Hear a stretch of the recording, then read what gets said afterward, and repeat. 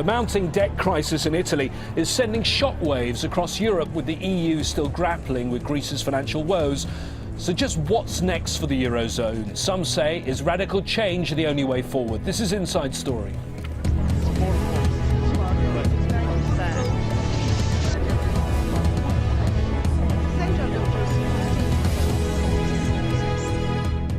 Hello and welcome to the programme. I'm James Bays. When you first hear the headlines, you may perhaps think today is Groundhog Day, a European country in trouble, its economy trying to avoid a bailout.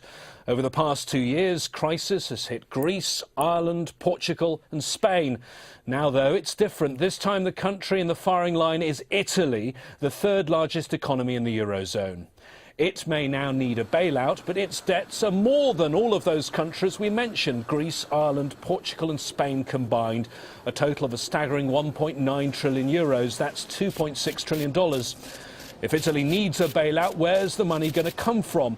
And is the tipping point for the whole Eurozone now close at hand? Despite Italy's Prime Minister saying he'll resign once an austerity plan is pushed through, the IMF remains cautious, saying there simply isn't enough information about what will happen in Italy in the future.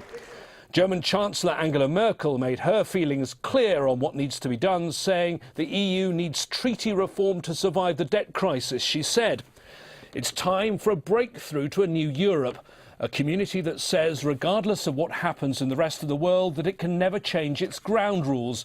That community simply cannot survive. I'm convinced of this. Because the world is changing so much, we must be prepared to answer the challenges. That will mean more Europe, not less Europe." And French President Nicolas Sarkozy spoke of further integration in Europe. He said, "There are 27 of us. Clearly down the line, we'll have to include the Balkans. There'll be 32, 33, 34 of us. No one thinks that federalism, total integration, will be possible with 33, 34 or 35 states." He went on to say, in the end, clearly there'll be two European gears, one gear towards more integration in the Eurozone and a gear that is more confederal in the Eurozone. For more on this, I'm joined by our three guests. From Rome, Nicola Rossi, economist and senator in the Italian Parliament. From Brussels, Gorgi Gotov, senior editor of Euractiv, an online European news service. And from London, Adam Myers, senior market strategist for the French bank Crédit Agricole. Well, let me start with you, Adam. Let me take up first the trigger to the latest part of the problem, and that, I believe, is yields in the Italian bond market going over 7%. Explain that in layman's language. Why is that important?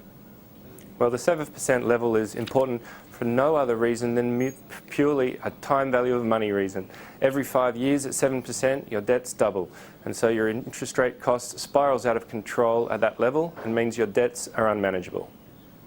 But Gorgi, 7%, I believe, is the figure where the other countries all ran into problems.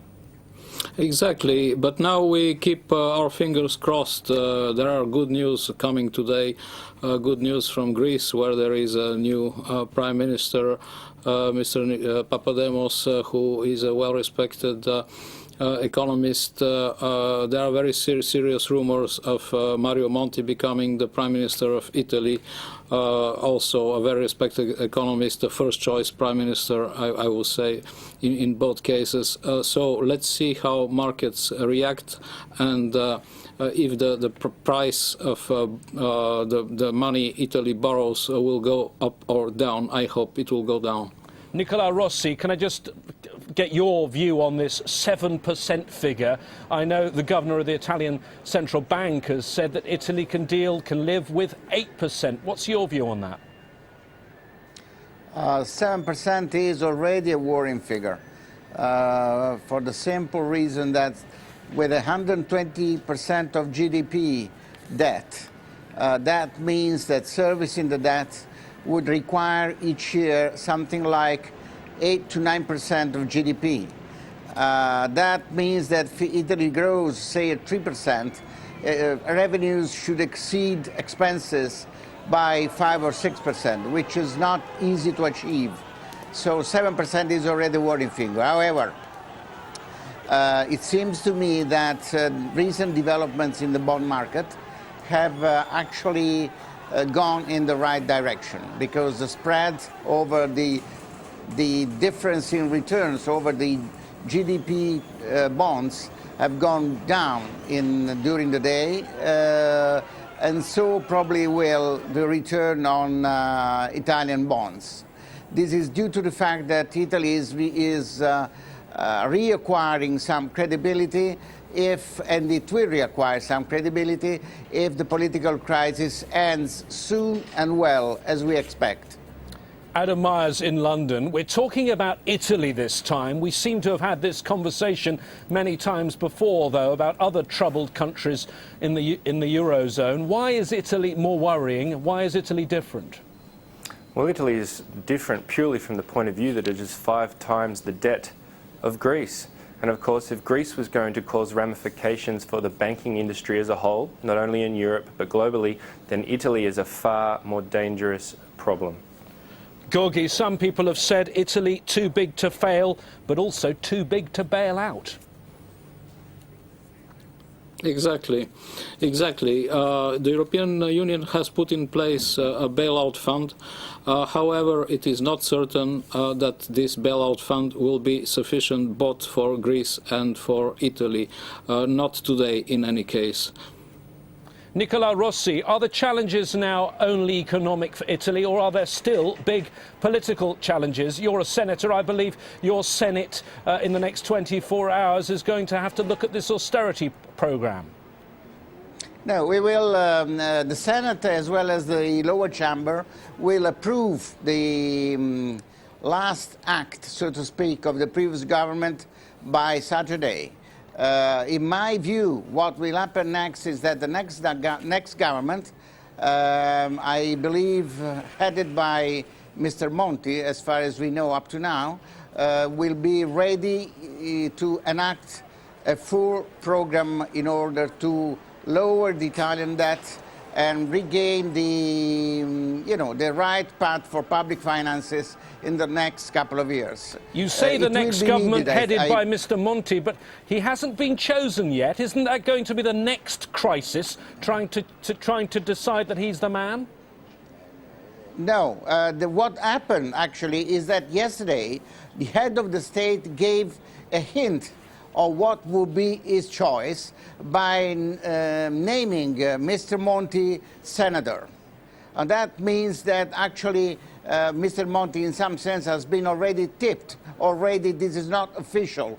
And we will be waiting until, say, I would say Sunday or Monday for, in order to be sure that this is the track, that the path that we will follow in the next few days.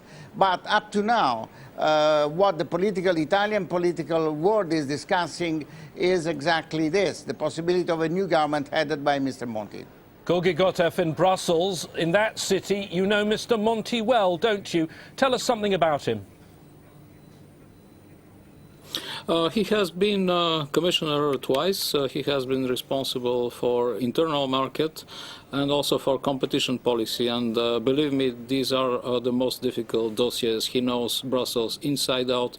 Brussels knows him. I think Brussels admires him. I think everybody is keeping their fingers crossed here in Brussels. So Mario Monti will be the Prime Minister of Italy. That would be a very powerful political signal. Adam Myers, how would the markets react, do you think? And how much do you think the markets believe the problem was a Berlusconi problem? Well, I think the short answer is very little. The problem is, of course, structural. There are significant debts, and whether we are talking about the leadership in Greece or the leadership in Italy, the underlying concern is still that the voters may not accept any decisions that are put in front of them in terms of austerity in any case. And of course, investors globally are aware of that. And so even if these positive issues are resolved in terms of leadership in both countries, it still does not mean that investors will not still take a very pessimistic view of the underlying problem, and that, of course, is those countries' indebtedness. Nicola Rossi in Rome. If Mr. Monti is chosen, it follows a pattern.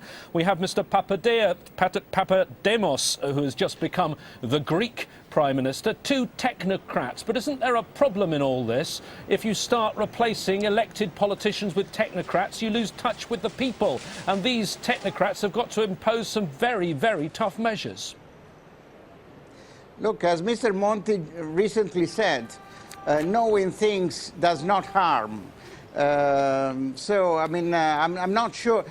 The point that has to be understood is that simply the person of a technocrat and simply the person of a knowledgeable man does not solve the problem.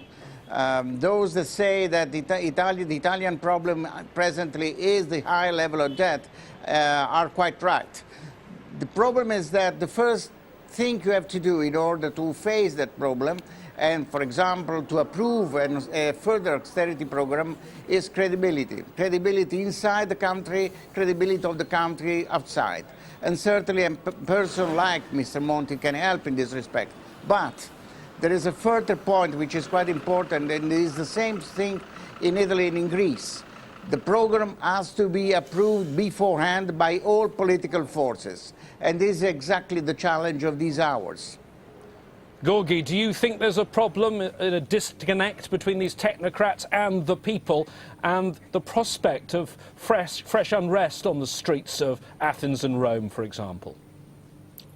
Well, let's face it. I mean, both prime ministers, I hope that Mr. Monti will be prime minister, and Mr. Papademos are indeed technocrats, but they will lead transitional governments. There will be early elections in both countries. I think the early elections are, this is a campaign period, so this is a time for the politicians to present their projects and for the people to vote. I don't see a problem of democratic deficit. I think that what people realize today is that they need leaders who are knowledgeable. Mr. Papandreou, the former Greek prime minister, is a very likable leader in Brussels. Many of us journalists, we like him very much, but even himself, he confessed that before becoming prime minister, he didn't know what is a credit default swap. You know, ordinary people don't need to know that, but a prime minister needs to know inside out economics these days. Adam Myers, fresh elections are not going to be that far off, we're hearing from Mr. Gotev. Does that, do you think, going to calm the markets when they hear of elections? Surely that means uncertainty on the way. Yes, I believe it means uncertainty. Of course, there are many voters out there that are already unhappy, and the longer this problem continues without a solution, as we saw with the Greek shock of a referendum the week before last, leaves Europe in a very precarious position and leaves voters in a very uncertain position, and lastly, leaves taxpayers in a very uncertain position. Adam, are there some dangers we don't know about? I know your own bank today said its third quarter profits were down 65% because of exposure to Greek debt. What about exposure to Italian debt? Should we be worried about banks now? Absolutely. I think the banking crisis is an issue that is going to evolve over time. Of course, this initially as a global financial crisis started with banks. It moved on to sovereigns because they were responsible for bailing out the banks, and now of course we've returned to a banking crisis because those banks were holding government bonds. So at the moment we have an interesting position where banks are in a position where they need to deleverage. And to explain that in simplistic terms for viewers at home, assets are the loans that banks give to people, and their liabilities or their capital are of course the shareholders' equity and the deposits that they have in their bank accounts. If there is any form of deleveraging that needs to take place, it neither has to happen in terms of a cut in loans, which of course will be negative for the economy, or it needs to come via a cut in liabilities or capital. And that usually comes from people's bank accounts. And when that happens, you have a contraction in the money supply and you have a contraction in economic growth. So it's bad news either side of the balance sheet for banks and the broader economy. Senator Nicola Rossi, are you worried about Italian banks? Well, certainly we are, because Italian banks are among the, the major owners of Italian bonds. So it is quite obvious that one needs to be worried. But as I said, in my view, we still have a very small window in order to take all those measures that need to be taken right now in order to lower the level of Italian debt and to restore a healthy state for public finances. It seems to me, you know, that Italy has two major strength points which are not fully understood. The first one is that the state owns a large number of assets that can actually be sold in order to lower the public debt. Second, the level of public expenditure in Italy is very high. It is above 50% of GDP and can be lowered substantially in order to have revenues exceeding expenses in the next few years so as to service in debt. So there are the potential for putting Italy on the right track is there. But you talk about a small window to do it. Georgi and Brussels, yes. If this doesn't happen, if they don't manage to do this, where is the bailout money going to come from? $1 million question. In any case, when we talk about banks, I will name one leader who is very worried about his banks, and that's French President Nicolas Sarkozy. French banks hold a lot of the Italian debt, and Mr. Sarkozy has elections next spring, and he's afraid of losing the AAA credit of his country. That would be a disaster for him before the elections. So there are economic problems, but also political problems, all mixed up. I think that, as usual, the European leaders have been very good at finding solutions. I expect the EU leaders to meet soon for a summit in Brussels, an extraordinary summit of the Eurozone, and to find again a solution. Prime Minister Cameron spoke of the big bazooka. I think EU leaders really have to pull out the big bazooka. It appears that the solutions until now were looking more like a water pistol rather than a big bazooka. Adam Myers in London, what is the big bazooka and where is the money for it going to come from? Well, the big bazooka really comes in two forms, and I think eventually both may be used. The first, as Angela Merkel has already suggested, requires treaty change, and it is a movement of the European Union towards some form of fiscal federalism. That is, of course, where nations as a whole monitor each other's fiscal positions, and of course they dictate terms in terms of budget deficit size and speed of acquisition of foreign debt. So that's the first potential bazooka, but of course that takes a long time. EU treaty change at the supranational level, constitutional change at the national level takes some time, and of course that is something that markets don't seem to be giving leaders at the moment. Bazooka number two, if that's what you'd like to call it, is of course something that the Federal Reserve has already initiated. It is something the Bank of England is doing as well, and that of course is currency debasement or quantitative easing. I think it really does look like now that if the speed of the market deterioration continues, the ECB will be left with very little choice but to enact unsterilised purchase of bonds, which is essentially, of course, is printing money and following the Federal Reserve and the Bank of England in doing so. Nicola Rossi in Rome, the ECB should print more money. Your view on that? Let me first point out that every country, Italy first, has to do fully its own work. Second, however, a much greater and deeper integration of Europe is desperately needed right now and should not be considered as a bazooka if things get worse. It should be on the table of all major governments right now today, because it is obvious that Eurozone cannot work if there is no European government of the economy. That also entails possibly different duties for the European Central Bank, but that is possible only if the different countries have gone in the right track on their own, and secondly, if Europe has got a different institutional architecture. Georgi Gotov, that's going to be deeply politically unpopular, isn't it, in Germany?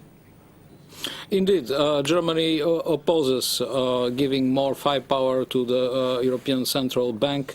I think that Germany is haunted because of its history of the memories of hyperinflation. When you print money, then you have inflation and hyperinflation, and in the 1930s, that's what brought Hitler to power. But I think that a solution would be found using, including the European Central Bank as a firepower in the absence of other means.